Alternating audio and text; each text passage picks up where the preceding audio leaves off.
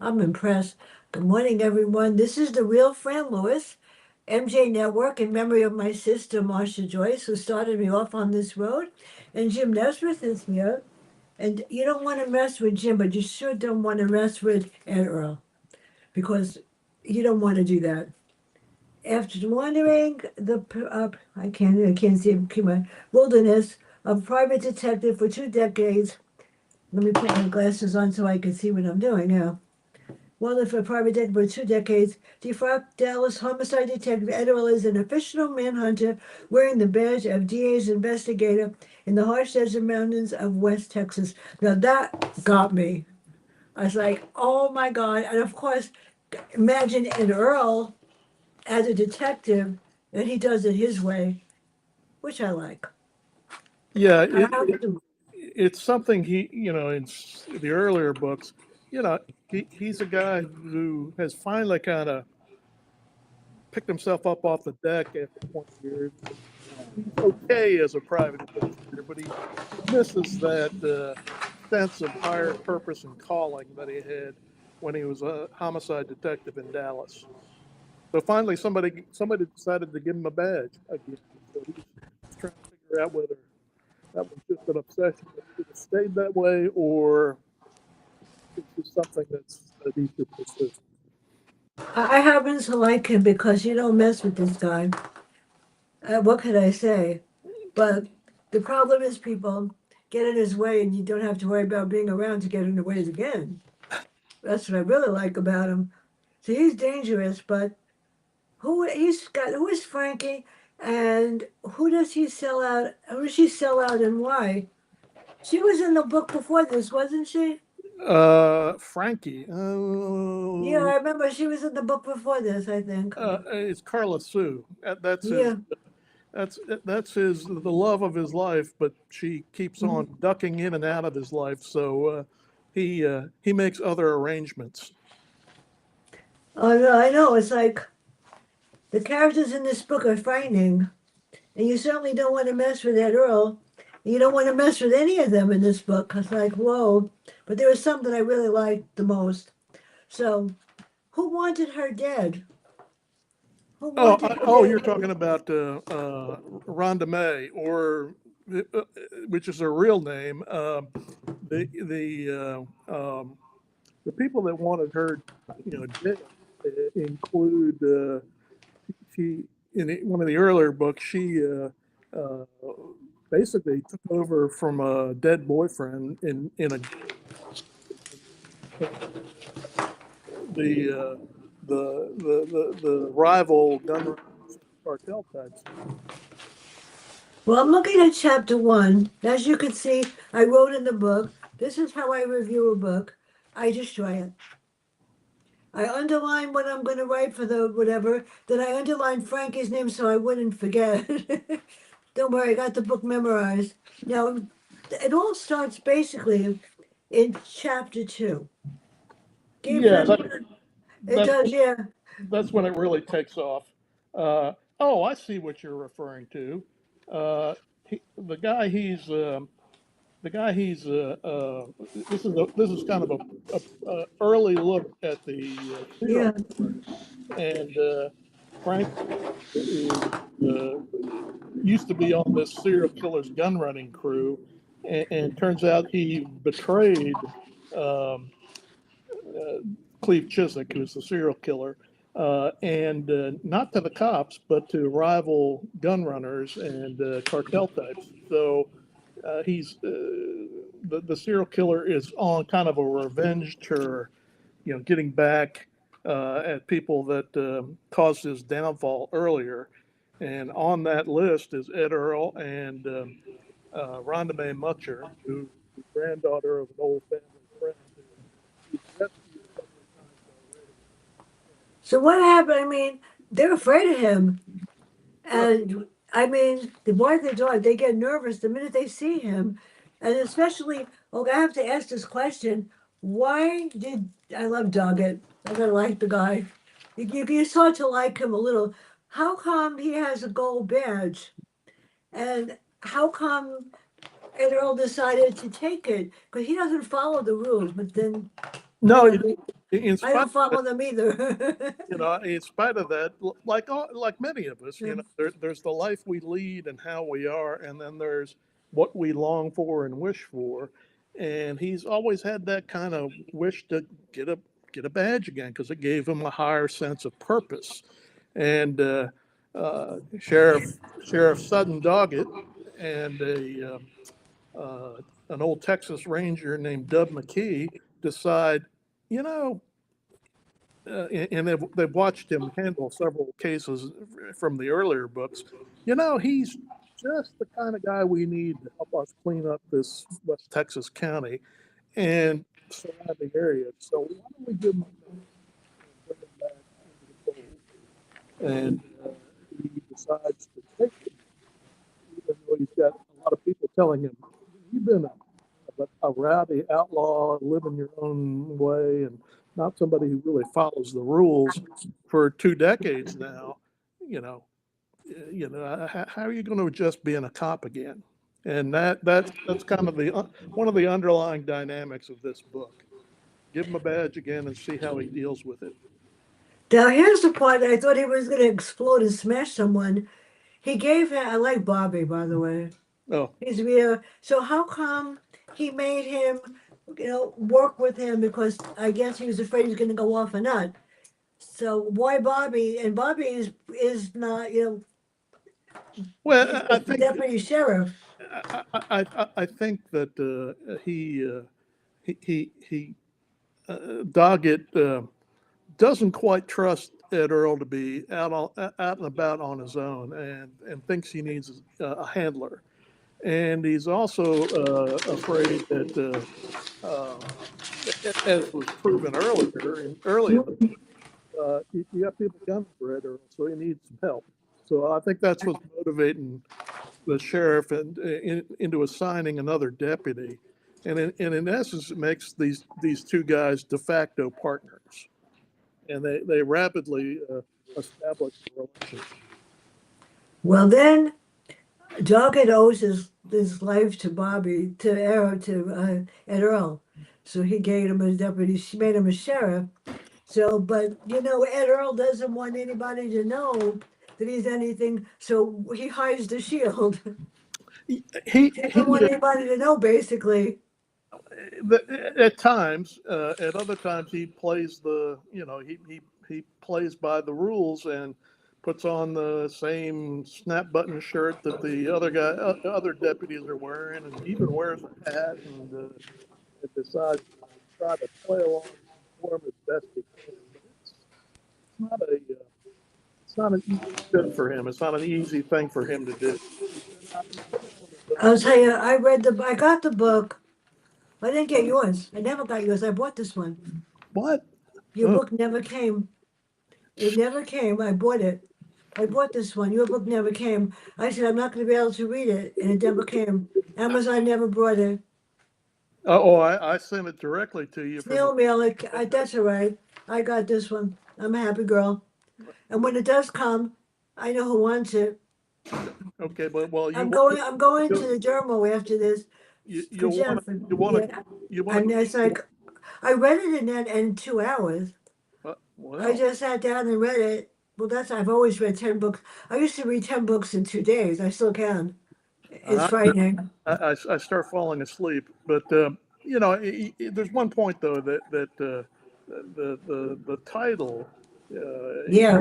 kind of plays off of the fact that Ed Earl did save Doggett in a mountain shootout about a decade earlier, and one of the things that it's always fascinated me. Some people just can't stand the fact somebody bailed them out of the game, or saved their lives, or got them out of a pickle, or you know, dealt with a bad situation and cleaned it up, and they start to like really resent the person that bailed them out of the jam. And Well, I if you're not careful and you leave that festering, that could wind up being fatal. So thus the fatal saving grace. wait till you see this review. I really went berserk. I have to look at it again. I even defined the title. The title "Fatal Saving Grace is poison, the cause of death of destruction." Well, saving grace means I redeem quality, equality, or feature. And I have it on my word because I went berserk. That, I kept writing. I was like, this is so interesting. And my new site is called Just Dash Reviews with Fran Lewis. And I am very excited. I don't know how much it costs me to do it, but it's professionally done. very good. Yeah, yeah. Well, now people will get the review instead of saying to me, huh? It has my reviews, my Yep. interviews, and my schedule and everything. Three things on it. My reviews, interviews, and all reviews and sites and everything on it. So anybody that wants to snoop and write in whatever they can. So on page 21, I got upset. There was a murder of a kid on page 21. How does Doggy get involved and why? The let There me. was a kid that gets killed that's related to him somehow. It's his. That's a reference to the mountain shootout that Yeah. where Ed Earl saves Doggett at the end. That's Doggett's cousin who basically acts as a guide, taking him around to where Yeah. the bad guys are hiding out, and he winds up, there's a firefight, and he winds up getting caught in the crossfire and killed. And that Well, also heightens the kind of the animosity between Ed Earl and Sheriff Doggett. all I know is that if you mess with Earl, you're not going to worry about it. He's He he just, he's got the right attitude. Just get rid of him. he's not shy about shooting somebody or whacking them if they need to. But at the same time, he has his own set of rules he follows. He doesn't. Uh, he's kind of very cowboy in West Texas in that they have to need killing before they'll kill him. So that's of course the West Texas self defense clause. Your Honor, he needed killing. Well, I'll be very honest. Everybody needs an Earl, Ed Earl. Everybody could use an Ed Earl. Well, So, and I've been surprised at how durable a character he is. When I first wrote a book with him in it, I thought, well, this guy won't last for too much longer, maybe a book or two, but I've kept him around, and he's managed to survive every briar patch I've tossed him into. I could have used Ed Earl to kill off some of the people in my last book. The 26 stories. If you do something wrong, well, you have to put your face in the mirror to relive it forever unless you repent. Yeah. It's scary. I was very proud writing it, but this is better. So tell us more about Bobby, and then who is Katie? She got Uh, one. I know she got involved in this too. uh, Bobby is an ex Army Ranger, and you meet him in the briefly in the Best Lousy Choice, and then more extensively in the Dead Certain Doubt. Those are the last two books, and he's got the skill set of a guy that was in the Army Rangers. He's a tracker. He's right there. The sound went. Oh, it did. Yeah, okay, now. Okay, he's got the skill set of a ranger operator. He's a tracker. He can sneak into places. He's a sniper, uh, and he likes the sheriff. And as you see in this book, he kind of likes partnering up with him. I like Katie. Katie, what's her role? Now, my favorite character is Betty. My favorite character is Betty. Well. I know what Betty is, but she's my favorite character. sometimes I have to. You're It's a, mentioning it's a thing that he has that he uses and the hides. the um, Katie is Yeah. the de facto coroner of the Cuervo County. She is they've got an elected coroner who's an old drunk, and Mm. Katie is the one that really does all the hard forensic work that you know, gets Ed Earl and Bobby and other murder suspects they've been chasing.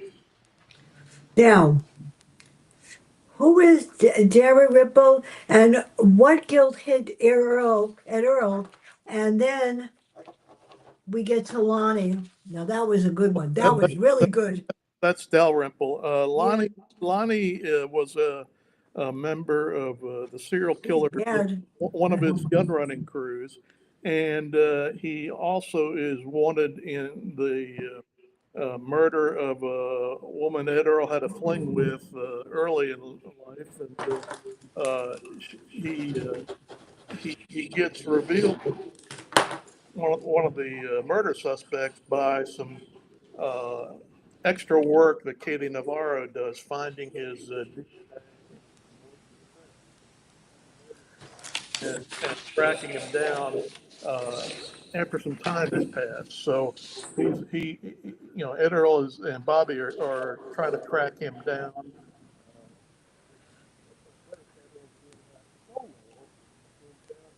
It's hard to hear. Goes down to the border and winds up uh, getting shot at where Lonnie Dalrymple was.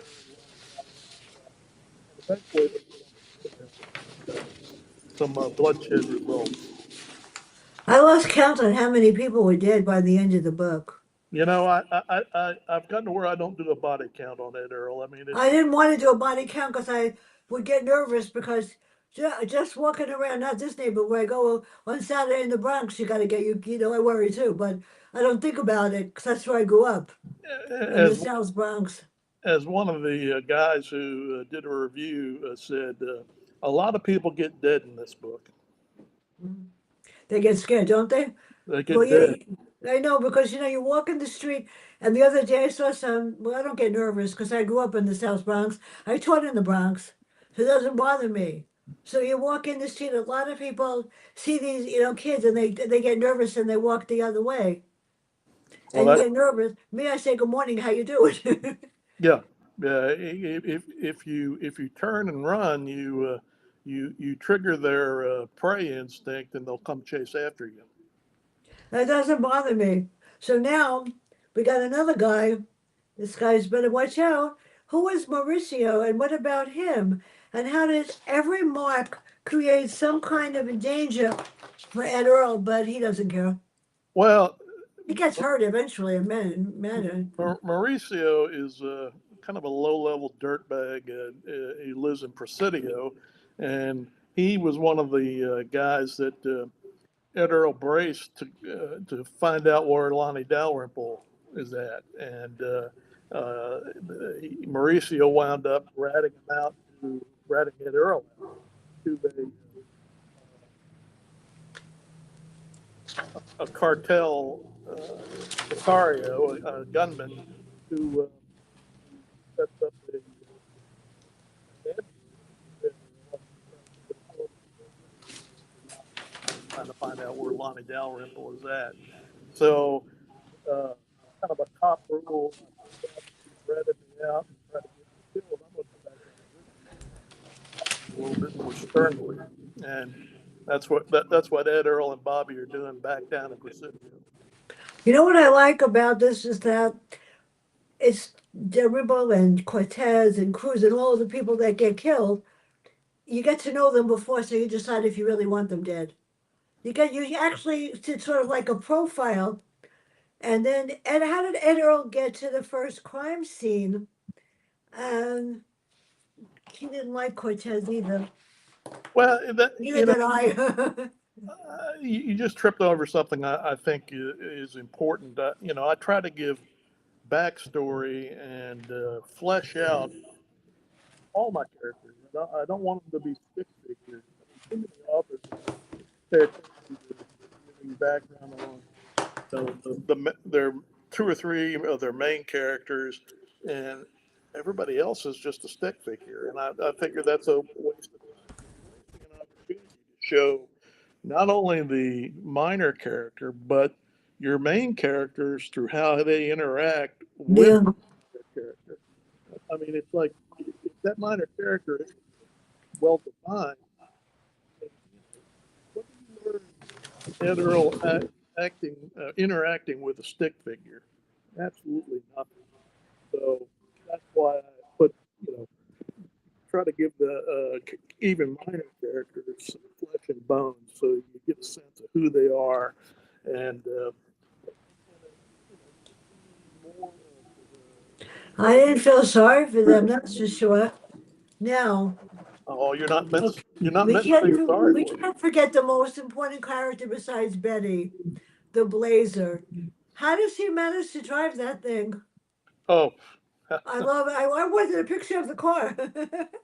yeah, it's a vehicle that Doggett convinced him to buy before giving him a badge. When his old truck engine blew up in a previous case and visit down to West Texas, and um, it, it, it it's it's a pretty battered sheriff's vehicle that Doggett used to drive. So it's a hand me down, and he makes reference to it being a piece of crap on a regular basis. You're a good vehicle, Bobby, because we don't want to ruin it. We can't ruin this piece of crap. So let's take it instead.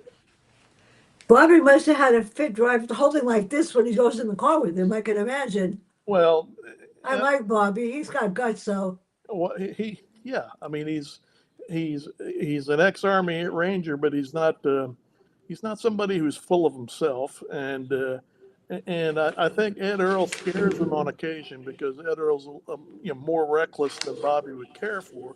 But at the same time, he kind of likes that. He kind of Yeah. he likes the no nonsense, don't take any crap off of anybody approach, and comes to appreciate Ed Earl, even though sometimes he scares the hell out of him. Now we've got Cruz who killed people and didn't care. And then we got a very interesting character. How does this person, Claire Doyle, how does she become somebody else? Well, that I love that. I love that part. I she's actually like her. she's been in witness protection for a few years, Yeah, and this is the granddaughter of an old friend that yeah, Ed Earl has previously rescued. Well, now she's back in trouble because her father, who's a Dixie Mafia guy, keeps sending out crews of gunmen trying to find her, and she's been pretty successful in dodging them before she went into witness protection and after that. But then they find her, and that puts her in a bad place again, and she decides to take herself and her young son Charlie to West Texas again because that's the only place she feels safe. She has family there, and more importantly, Charlie has family there. The father of Charlie is a member of a clan of mixed blood Mexican Indian folks who also are how should we say not people you want to trifle with, and by Indian I mean Apache, Lipan Apache Indian. yeah. So that's why she heads back to West Texas, and Now she the character that I like was Charlie, and why is he in danger? And who is Juana? And I cried. well I felt bad about. Oh, that was really like, huh? the Juana is I Charlie's like Juana. she's Charlie's granddaughter or grandmother, and Yeah. uh, well, it's actually Juanita, but she by this time has passed on, and you know, her daughter, who's on the run and has people, bad people chasing her, So sh all on her own. Nobody back for her. everybody has a bad side and a bad side. Well, yeah, I mean, I think making somebody one dimensional, all good or all bad, is the most boring thing possible. So the only exception to that rule is, there's very few redeeming qualities in Cleve Chiswick, the serial killer. And he's pretty remorseless. So, uh, but other than that, I try to give shades of gray to everybody. That's important. Well, she went in to try to get something and wound up dead, the poor thing. So then we have another character. Every character has a good side and a bad side. Yeah, that's what I'm saying. I think that Really evil, I really think that evil. just purely evil, But less that's ed, the good part about it. So who less. is Nancy Joe? And she did some nice things and some bad things. Yeah, Nancy Joe is an interesting character. She's older, Yeah, and she was. I liked her. she used to be a whore and a madam, and That's cool. did a little drug running back in her day. And she and Rhonda May were close at one time, but a lot of her kin, a lot of Nancy Joe's kin, are those Lipton Apache folks that I mentioned. They got killed when Rhonda May was running a kind of a gun running operation, and so there's a lot of residual resentment. But then again, her child, the father of her child, is part of that clan. He's dead now, but he's that makes Charlie related to the. So there's kind of a redeeming feature that means that Nancy Joe and her kin are going to be more welcoming to Rhonda May than they would have been otherwise. I taught in a tough school in the Bronx, and there was a house of prostitution across the street from the school. No, Ah, for real. And one of the fathers of one of my students was the guy that ran it. Oh, let me tell you, this was like, and the girls used to come home. I was going into school at 6:30, 7 o'clock in the morning. yeah, They would come across the street and talk and say hi. I said, "How was your night? Did you get a lot of money?" And they lived across the street, and everybody was like, "I said, they're just people." yeah. It really, I cracked up laughing. So now we've got Tommy John, and who was Rita? To, Tommy Wan was first off. Rita is one of many Okay. aliases that Rhonda Mae Musser used, Yeah. and she and Tommy Wan were lovers. And Tommy Wan is kind of an interesting character because he rats out the serial killer in an early gun running crew, and then has the audacity to, as a result of getting a lighter sentence, uh, comes out of prison and starts his own gun running operation. Uh, Yeah. you know, and goes after the serial killer's clients to be his customers, and that's kind of audacious. And uh, also known as Rita, winds up fronting the the gun running operation. She's kind of the saleswoman and dresses up and becomes this kind of sexy character that kind of seduces and beguiles the Mm. clients that Tommy Wan wants. She becomes this kind of mythical cowgirl called La Guerra, and blonde, and has gained notoriety on board because before I forget, number one, ladies and gentlemen, this is the last show for 2025. And I will, that's it. I'm taking the week off. And yes, I hope. And on January 8th, New York Times author R.J. Corretto will be here with Winter Season and pray to God the book comes fast, I hope. On the 12th, Michael Butler, we're going to talk about 1940 World War II, World War One. He and World War II. He's going to talk about the text. I get to talk about the pictures of Hitler and his men, and Mm-hmm. it's very great. Oh, it's really interesting. I'm brave to do that. And on the 14th, I shall confess the reason why I could do this. On January 14th, my reading professor from Lehman College picks the questions, picks what we talk about. I do the research. I ask the questions, and sometimes he lets himself answer them, sometimes I don't. So this week we're going to talk about analyzing miscues and feedback to parents about when a child has difficulty reading. And since that's where my license is in reading and learning disabilities, and he made me the 4.0, I guess maybe that's what we're going to do. So that's January, and I don't know what's going to happen after that. You never know with me. So, so how does she meet Charlie? What happens that changes his mark? And then we're going to get to the real bad guy, Chinzik. Who are you asking about? How does who meet Charlie? Yeah. What, Okay. what are you asking? Who is Chinzik? Chinzik. Chiswick is a serial killer. That's Yeah, that's right. Yeah, we're not gonna get. And he's after everyone. He doesn't care who, right? he's on a revenge spree. He's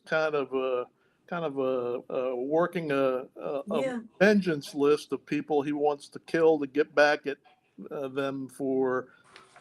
He's had a huge downfall. He's gotten arrested. He's lost his gun running operation. Ed Earl winds up shooting him in a desert firefight.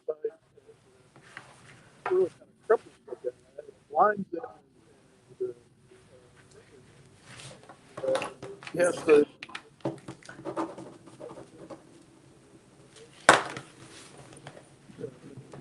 I don't want to forget this character. That's why I have this all over here. We have Tommy Juan Armando. Well, we have Billy Burke. And what should we know about him? And then there's the Terry Bell had a Wisconsin. They how do you get a driver's license from a different state if you don't belong there? How do these guys do that? That is so cool. Well, if you're a criminal, you can Just find about anything. that'll counterfeit that and put something together for you. Put out an entire ID package. So it's costly, but if you got the money, you can get it done. Well, I know that there's a way to go on the dark web to get anything that you want. I also know there are people on the dark web that can be contracted to kill other people and you won't even know that they're coming. And that's scary because a lot of the books I'm reading are just like that. Yeah, it's it you know and But I think Ed Earl is the most dangerous character so far. well, given the waters he's swimming in down there on the border, he has to be. He has to be at least as deadly as the people he's going up. But wait till they read this because I won't tell you what the last chapter showed. I go like, what? So, how did you create the characters that are the killers? How do you create someone like Tunic or Mauricio or all of them? How do you create them?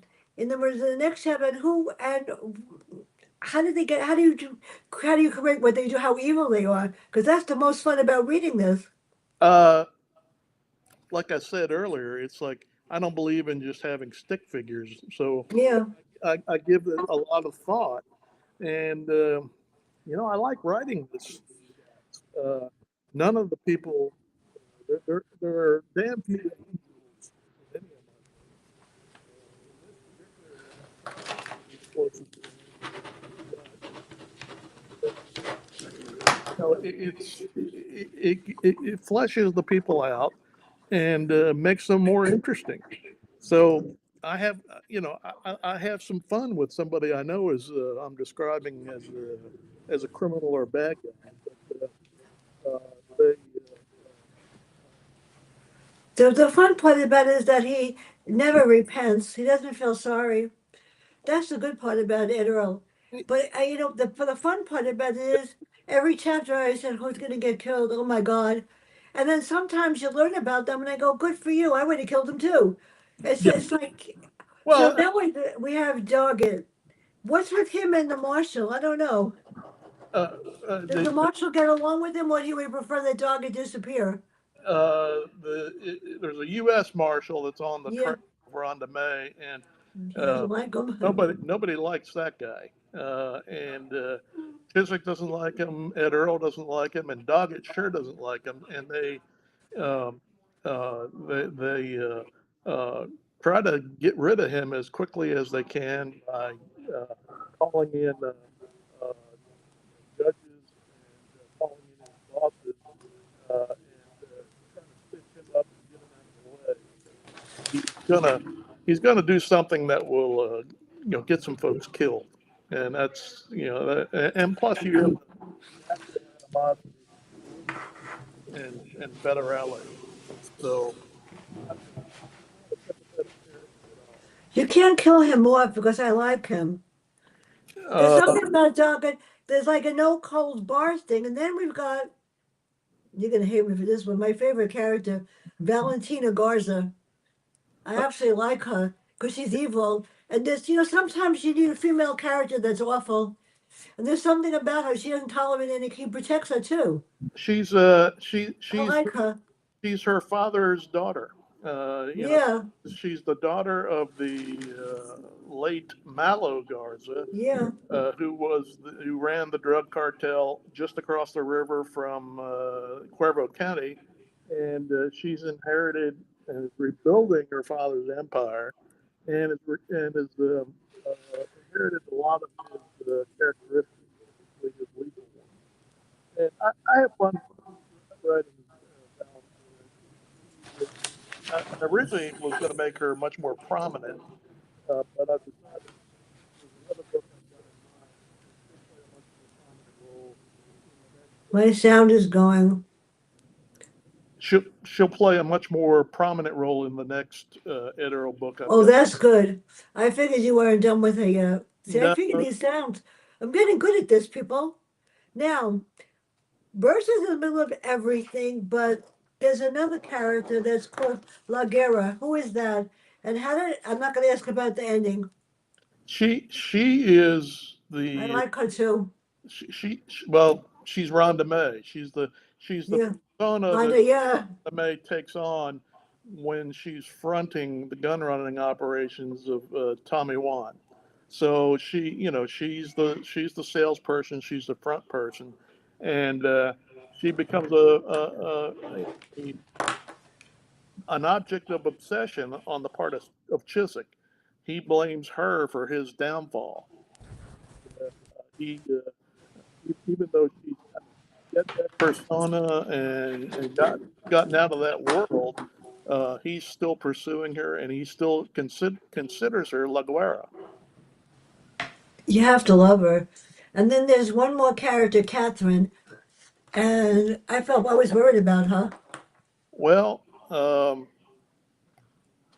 the There's the nobody there's nobody good in this book. Nobody except maybe Bobby, and even he's not good. And when he does what he does, it's like, yay, finally. yeah, he yeah, I guess Bobby's the closest thing to a good guy as I get. Um, you know, he's also not afraid to shoot somebody if he needs to, and has done probably some hard stuff as a ranger, and he's done some hard stuff in some of the earlier books. So he's not a choir boy, but he's not not a totally evil guy either. I like Bobby, and I like him too. You're gonna bring him back, I hope. yep, yep. Whether or not Ed Earl still has a badge, I think I'm going to keep him in West Texas. No, you got to keep him around. He's got to. He needs a girlfriend, or if he has a girlfriend, and I think Ed Earl needs more than one girlfriend. He's got about six. Well, he's No, I don't like any of them basically. And he when he says I don't care about this one, I cracked up laughing. It didn't matter. yeah, he's not shy around women, and they seem to like him, even though he's kind of an ugly guy. He has a certain charisma to him, and um, he like too many of us, he longs for the one who takes a spear and jabs it into his soul, and the ones who will treat him better. The character that made me feel bad was poor Mary Jo. I felt so bad. Well, what Nancy Well, did. somebody has to. I know somebody has whatever, but yeah, I felt bad for her. Well, yeah, I had to kill her off, but uh, that's just the way it went, and I liked her as a character. Yeah, me too. But there's no more Mary It, Jo. it's rare for old it's rare for old criminals to reach old age. So, and she did, and but in the end, she winds up dying the way a lot of criminals do. Yeah. Well, just I'm not going to read what this says, but if you read page 288, you're going to stand up and cheer for Bobby. That was a great scene. Thank you. Yeah, I said, wait a minute, this guy's got whatever, and the guy that thinks he was gonna, I cracked up laughing and go, how did you create? And I said that was one of the best scenes in the book. Well, I love writing action scenes. I think there's a uh, an art to that, and not enough authors kind of follow that or pay as much attention to, helping the reader out and signaling action as they should. Um, I'm catching up to you on what scene you're describing. Oh, okay, it's near the end. Yeah, I mean, you know, Bobby's a good guy to have around. He's got a lot of skills. Does Pam want to come on? Was Pam was she was wandering around here Yeah, earlier. well, Jeff is inside, not listening to me. What could I say? So, where does he wind up? What's next for him, and what's next for you?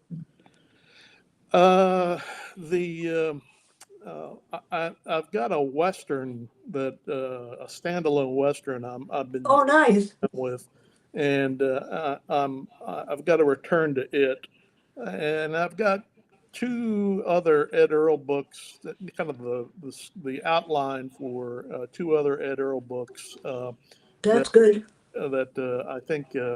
uh, I think I'll do after I do the western. And the western is going to be set in the Texas Panhandle of the 1920s, in Nice. in an oil boom town. So it's kind of an Ed Earl type character named Charlie Mack Kincaid, who was a bit of a gypsy lawman, sheriff's deputy, ranger, various roles throughout Texas. That seems to be what everybody's writing about, though, the 1940s. This is the 20s. I So, know, yeah, I know. Now, my next book is called Inverted Reality. Like I said, you don't want to mess with my characters.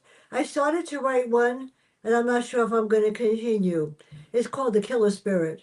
hmm, The guy gets killed, and he comes back as a dead spirit, but you can't see him. But he's yeah. got somebody on Earth that's going to help him, namely a mortician, that's going to help him to get rid of the people that crossed him when he was alive, except that there's going to be some kind of mystery about what really happened to him, who really killed him. So I haven't decided yet, but I started four different ones. Well, Yeah, you got to and pick one and finish it. I don't know. The one I wanted started to write about the toxic principal, the principal of a school that is young, and he has young teachers that have to take care of him or they get fired. Huh. And considering I taught in a school that happened a lot with a lot of men teachers that forgot that they were married that we had to remind, so you never know. Yeah. So, where can we find out more about you and your work, and when am I getting the next one? First of all, I got to finish it, Fran. But I know. I put it down when a publishing deal I was with that I had fell through, and uh, I wound up, you know, unexpectedly self-publishing this one, this latest book, and that kind of got in the way of writing this, next the standalone western. So I imagine, given how slow I am with writing, it'll be sometime late summer. I'll be trying to kick something out the door. It may be later than that because I've got an agent now, and she's interested in shopping my book around. So I'm hopeful I don't have to go through the expense, headache of all the logistics of self-publishing. So, in terms of the Ed Earl books, I'm going to walk away from him shortly, but I've got ideas for two more books. I use if I get this one done, I use Robin and Fidelli Publishing. Yeah, They're self-publishing, and she's not a lot of money. I had Inverted Reality. I won't say who. I hired them just to edit the book. yeah. It cost me $1,800 for them just to edit the book and do nothing. And I said, I didn't ask you to publish it or do anything, just to edit the book. It cost me $1,800, and all they did was put it on Amazon.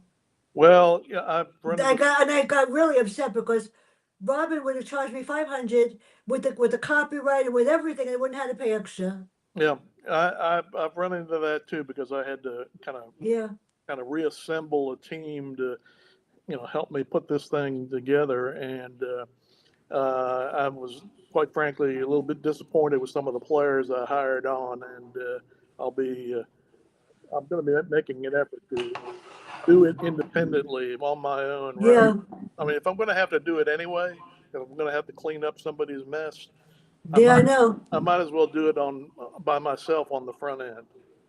Yeah, well, I needed to get. I have the lady that Gina at Partners in Crime did my new website. Yeah, And I know that she does, she won't publish a book, but she'll put it on Kindle. But yeah, I'm not ready for that yet. But she did a magnificent job. So I told her when I have to do something, she'll turn me on to an editor or something, because Inverted Reality must have been was okay, yeah. but they didn't do anything about the storyline. But that's okay because it killed off enough people. So where can everybody find out about you and your work before we end? Yeah, there is. You can look me up on Facebook. You can look me up on Amazon, and you can also find me on the my website, which is it's very simple: HTTPS semi or colon backslash backslash gymnasticbooks.com. There you can find all my ramblings about my books, about writing, about events like this. So look me up and buy my book. Let me just end the stream so we could talk.